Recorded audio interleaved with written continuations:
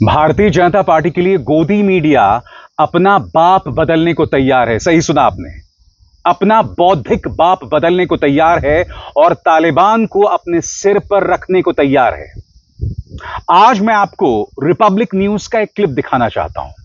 यहां पर आप देखिएगा उनका संपादक किस तरह से छटपटा रहा है, यह कहने के लिए कि मैं तालिबान को जायज नहीं ठहरा रहा हूं, मगर पाकिस्तान के लिए हमें तालिबान का समर्थन करना पड़ेगा। यह व्यक्ति बार बार उस बात को कह रहा है। हालांकि जो ये कह रहा है उसमें कुछ गलत नहीं है, मगर यह बार बार क्यों कह रहा है कि मैं तालिबान का समर्थन नहीं करता हूं? क्योंकि जब आप पत्रकारिता भारतीय जनता पार्टी या ये कहा जाए प्रधानमंत्री नरेंद्र मोदी को जायज ठहराने, उनकी हर हरकत को जायज ठहराने के लिए पत्रकारिता करते हैं ना, तब आपकी यही हालत हो जाती है। आपको बार बार अपना बौद्धिक बाप बदलना पड़ता है। मगर आप जानते हैं पूरे गोदी मीडिया का सिर्फ एक पौपौ है, सिर्फ एक बाप है, और वो आपको बतलाने की कतई जरूरत नहीं है। जी हां, ये वो गोदी मीडिया है दोस्तों। कभी इनके पौपौ ट्रंप बन जाते हैं, फिर इन्हें फरमान आता है नहीं नहीं नहीं नहीं, अब ट्रंप नहीं है तुम्हारे पौपौ, अब तुम्हारे पौपौ हैं शी जिनपिंग। जी हां, वक्त के साथ इनके पौपौ बदलते रहते हैं, मगर सर्वविदित सर्वमान्य पौपौ सिर्फ एक है। आप जानते हैं कौन? हमारे सम्मानित प्रधानमंत्री श्री नरेंद्र मोदी।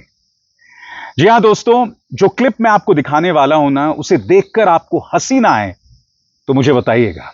देखिए किस तरह से बार बार कह रहा है मैं तालिबान को जायज नहीं ठहरा रहा हूं, तालिबान के खिलाफ तो मैं अब भी हूं। सुना जाए 1 मिनट में किस तरह से अपनी पोल खोलता है। मैं तालिबान का समर्थन नहीं कर रहा, मैं मेरे राष्ट्र हित का समर्थन कर रहा हूं। राष्ट्र सर्वोपरि, नेशन फर्स्ट, दुश्मन का दुश्मन हमारा दोस्त, हमारी स्ट्रेटेजिक इंटरेस्ट, हमारी अंडरस्टैंडिंग। दोस्तों मैं क्लियरली कह रहा हूं, मैं तालिबान का समर्थन नहीं कर रहा। कोई झुकाव नहीं होगी अर्नब गोस्वामी की तालिबान के तरफ। मैं वही आदमी हूं जिसने कहा था तालिबान की कट्टरपंथी सोच के खिलाफ मैं तब था और आज हूं। मगर यह कुछ और मामला चल रहा है। हमें इस पाकिस्तान को घेरने की जरूरत है। कोई भी समर्थन दे, समर्थन देने का हक हमारा है। यह कोई कूटनीति नहीं है, यह कोई अर्थशास्त्र में पढ़ाई गई चीज नहीं है, कौटिल्य जी की ज्ञान नहीं है, यह सिंपल कॉमन सेंस है। दुश्मन का दुश्मन हमारा दोस्त, और हमारे दोस्त को जो भी समर्थन हम करना चाहे हम करेंगे। सबसे बड़ी बात दोस्तों, आप और हम सब समझते हैं वक्त के हिसाब से एक देश की सामरिक नीति बदलती है। मुद्दा यह नहीं है, इससे पहले तालिबान के नाम पर यही गोदी मीडिया अपने ही देश के नागरिकों पर निशाना साधता था।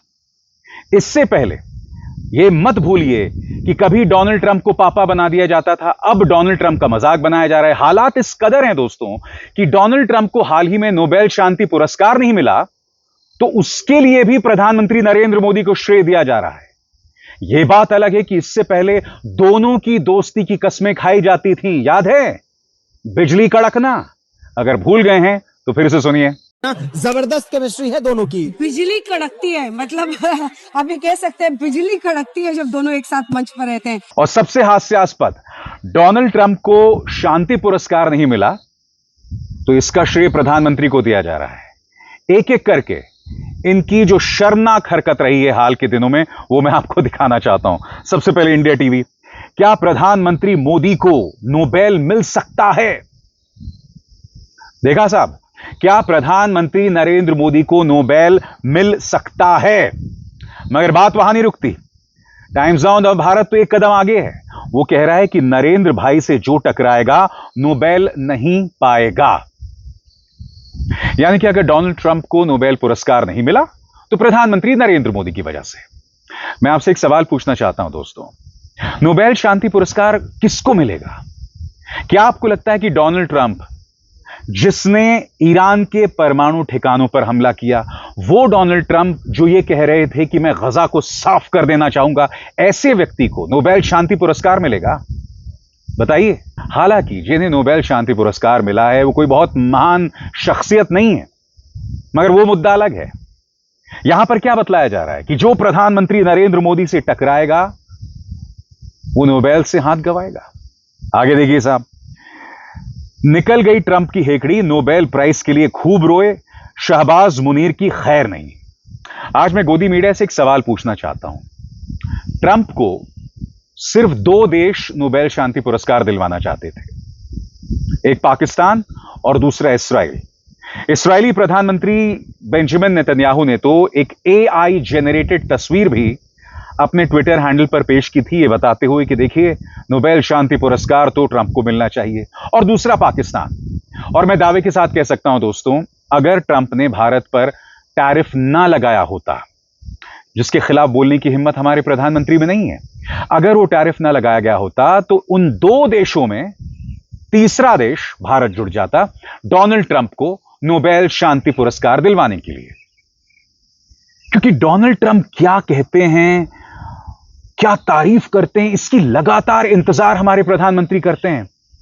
ट्रंप लगातार देश की तौहीन करता रहता है, उस पर प्रधानमंत्री कुछ नहीं कहते, मगर जैसे ही डोनाल्ड ट्रंप कहते हैं कि प्रधानमंत्री नरेंद्र मोदी मेरे बहुत अच्छे दोस्त हैं, तभी प्रधानमंत्री अवतरित हो जाते हैं और कहते हैं वाह क्या बात है। गजा शांति समझौते को लेकर कई सवाल बदस्तूर बने हुए हैं, मगर उसकी तारीफ करने के लिए प्रधानमंत्री सबसे आगे हैं।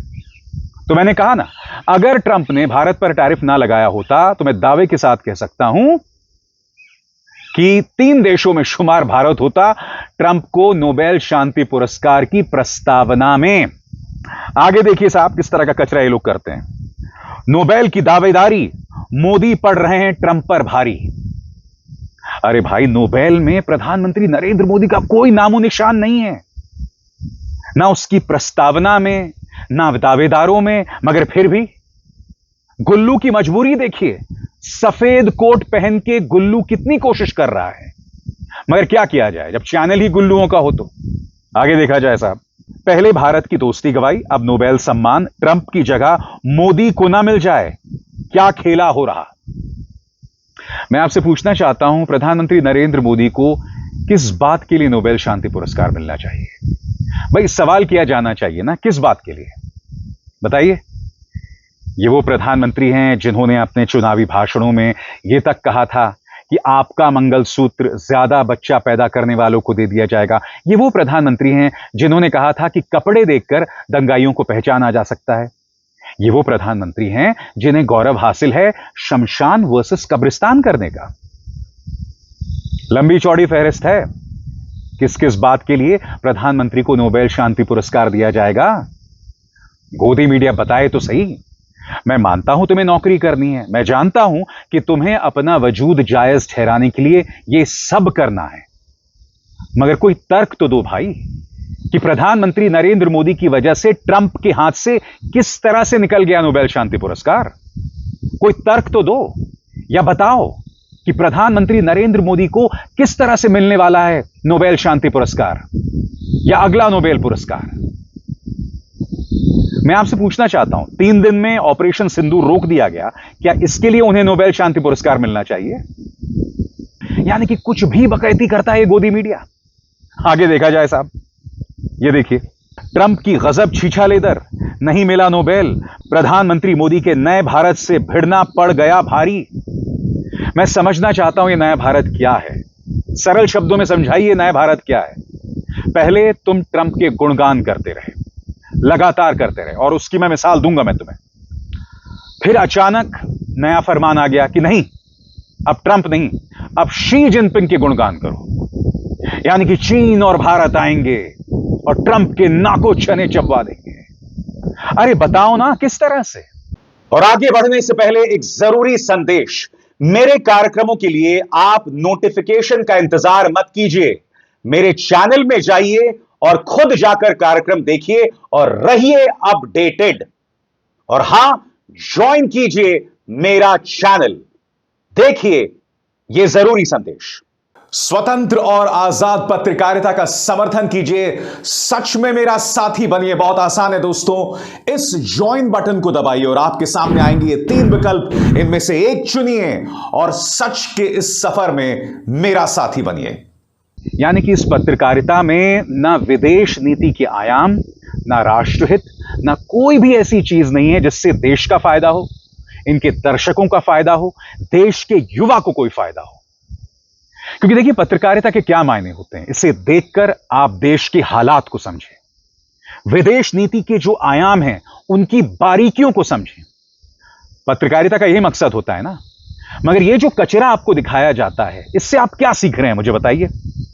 क्योंकि जिस तरह से अब ट्रंप पर निशाना साधा जा रहा है, अब देखिए, प्रधानमंत्री का नोबेल से कोई लेना देना नहीं है, मगर गोदी मीडिया ने उसको भी जोड़ दिया, यानी कि प्रधानमंत्री नरेंद्र मोदी को भी नोबेल से जोड़ दिया और उसे जोड़ दिया डोनाल्ड ट्रंप से।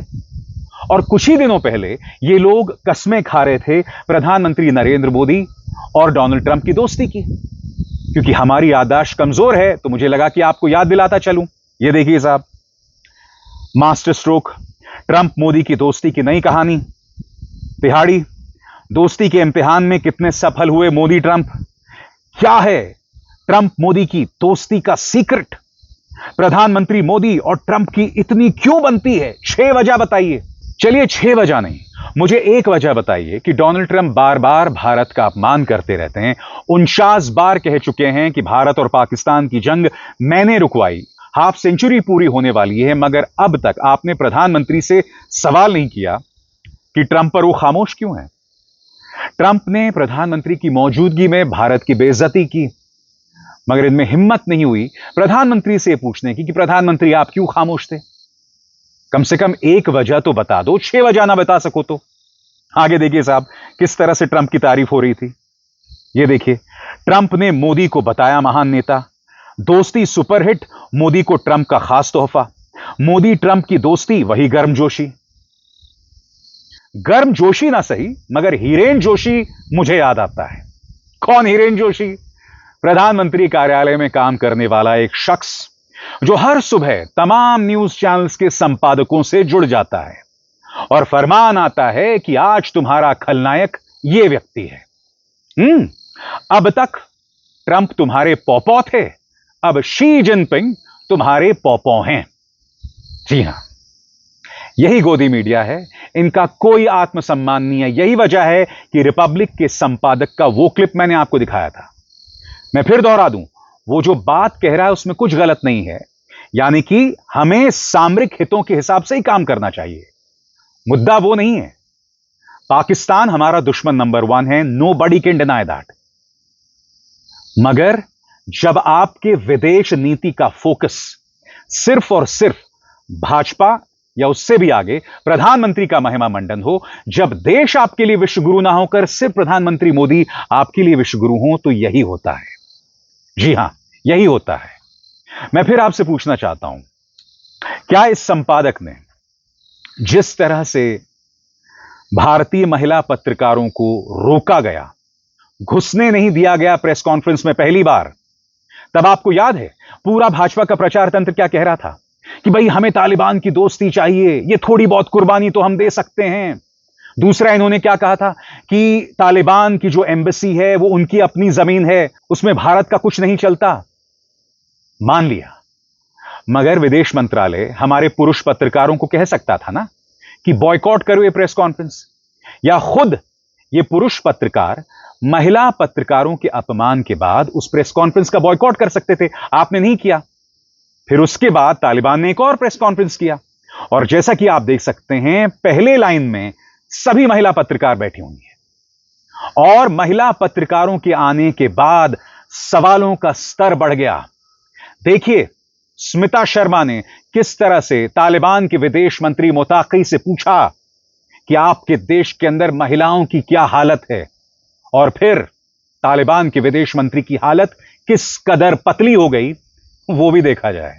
Whether it's Iran, whether it's Syria, whether it is Saudi, women and young girls are not stopped from getting education, not stopped from going to schools and colleges. Why are you doing this, sir, in Afghanistan? When will they be allowed to go back and get their right to education?